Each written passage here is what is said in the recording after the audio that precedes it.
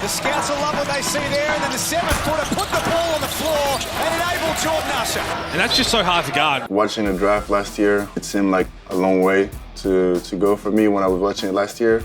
But I feel like I always had the same mentality, you know, like it's kind of like I always seen myself as like a number one guy, you know, like so I'm not really surprised with what's happening. What is happening is Alexandre Sarr is a candidate for the number one pick in the 2024 NBA draft by the Atlanta Hawks. The 7'1" forward averaged 9.4 points, 4.7 rebounds, and 1.5 blocks in 17 minutes per game for Perth against grown men in Australia. Sarr the spin, and over the top of Magnate, that is nice. And if selected number one after Victor Wembanyama last year, it will be the second year in a row that a Frenchman was the first pick. I think I bring a lot of versatility defensively and offensively, so I can fit a lot of different schemes. Alex Sarr with the jam. Ex-NBA star Carmelo Anthony is quite familiar with Sarr and believes he will be special in the league. What Alex brings to the game, his skill set at that size, being able to put the ball on the floor, being able to protect the rim, being able to step out, knock a jump shot down, being able to defend, right? Those are all attributes that you need. He checked all of those boxes. That potential is sky's the limit for him. After playing for Overtime Elite in Atlanta, Sarr went on to Australia to play in the NBL's Next Star program to prepare for the NBA draft. But before the season started, his draft stock skyrocketed to a possible number one pick after he excelled in 2 exhibition games against the G League Ignite in Las Vegas.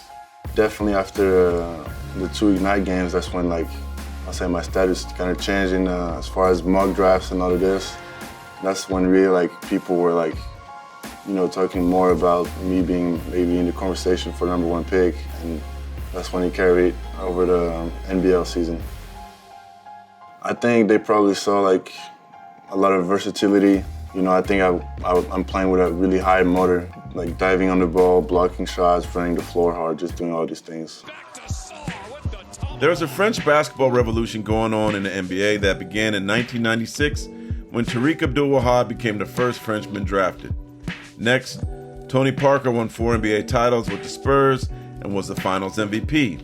France's Rudy Gobert is a 4-time Defensive Player of the Year. Wembanyama became the first Frenchman to be number one in the draft a year ago. And now Sarr and Zachary Rizache are 2 Frenchmen being considered for the number one pick.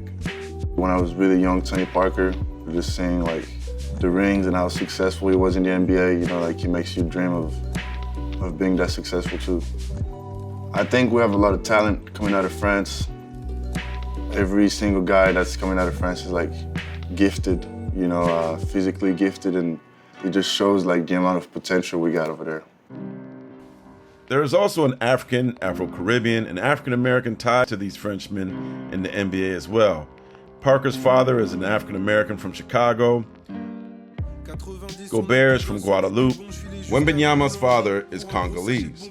And the father of Alex Sarr and his brother Olivier, who plays for the Thunder, is from Senegal. We're really close to our origins. You know, I go to Senegal almost every other summer when I'm not busy playing with the national team or something. Growing up, we used to go every year. And I think that's something that's really important for our whole family, you know, where we're from, and just go back there, see my cousins, see my family there. It's really important for me, you know. Sarr believes he should be the number one pick, and he hopes to be a part of French history. He is also quite familiar with life in Atlanta and the Hawks after playing for OTE there. But until his name is called, the latest French phenom isn't assuming anything. There's always some unknown, you know, as far as the draft. You don't know what can happen, you know, he might change at the last minute.